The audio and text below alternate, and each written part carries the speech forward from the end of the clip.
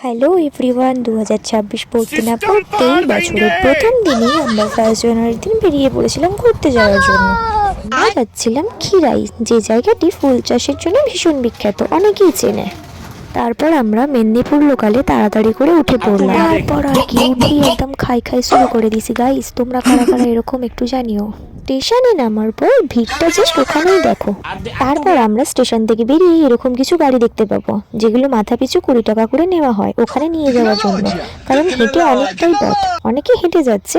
এই ব্যবস্থাটা আগে ছিল না, যেটা এখন নতুন হয়েছে। তারপরই গাড়ি করে যেতে যেতে এরকম সুন্দর পরিবেশ ও আঁকা বাঁকা পথ আমরা দেখতে পাবো। 2000 years. অবশেষে আমরা পৌঁছে গেলাম খিরাইয়ের সেই বিখ্যাত মেলাটি, যেখানে চারিপাশে তাকালে শুধু ফুল আর ফুল। তারপর আমরা দেখতে পাচ্ছি এখানে নানান রকম দোকান বসেছে ও সাথে অনেক কিছুই, কারণ এখানে মানুষ ঘুরতে যাওয়ার সাথে সাথে ফিস্টও করতে যায়। এখন কিন্তু আর শুধু ফুলের মেলা না, বিভিন্ন রকম দোকানেরও মেলা বসেছে দেখতে পাচ্ছি। বাচ্চাদের বিশেষ করে খেলনার জিনিস, কেনার জিনিস, তার সাথে এই সুন্দর সুন্দর ফুলগুলো জাস্ট দেখতে অসাধারণ লাগছে। দেখো, এই দোকানগুলো মাঠের মাঝখানেই তোমরা দেখতে পেয়ে যাবে। তবে এখানে আর আগের মতো সেরকম ফুল নেই, চারিপাশে শুধু গাঁদা ফুল, সেরকম কিছু আর ফুল নেই, দু একটা অন্যরকম ফুল। তারপর কিছুক্ষণ ঘোরাঘুরি করে খাওয়া দাওয়া করে আমরা ব্যাক করলাম বাড়ি আসার জন্য। এটা হলো খিরাই